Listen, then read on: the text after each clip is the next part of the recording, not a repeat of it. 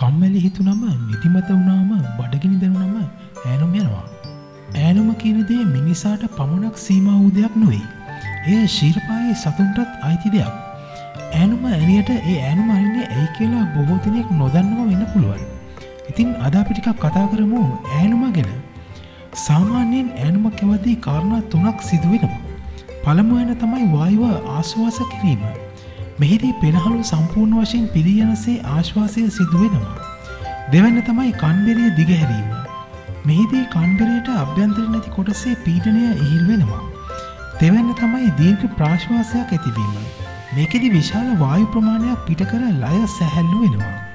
ඈනුමක් අතර වාරයේ අපේ හදවතේ කම්පනය වේගවත් වෙනවා. සමහර අවස්ථාවල අපි දෙයක් දිගහැර පපුව පුම්වා ඈනුම යවනවා.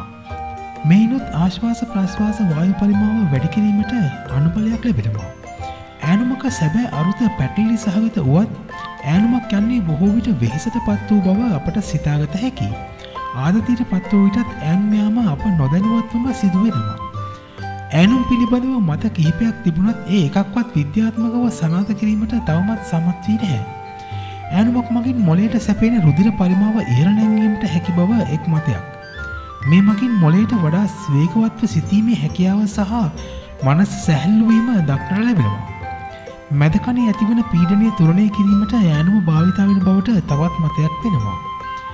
රුධිරයේ කාබන් ඩයොක්සයිඩ් ප්‍රමාණය ඉහළ ගිය විට එය තුරණය කිරීම සඳහා ඈනුම භාවිත වෙන බවටත් තවත් මතයක් තියෙනවා.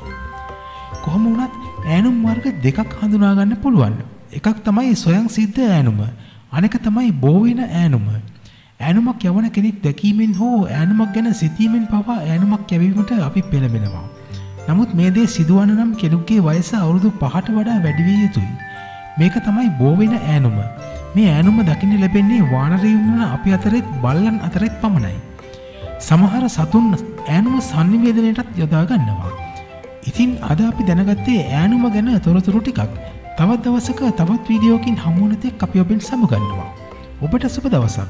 අපගේ හතර වටින් YouTube channel එක subscribe කරලා නැත්නම් දැන්ම subscribe click කරන්න. මේ කුඩා සීනුව ක්ලික් කිරීමෙන් අපගේ නවතම වීඩියෝ අප්ලෝඩ් කළ සැනින් දැනගන්න පුළුවන්.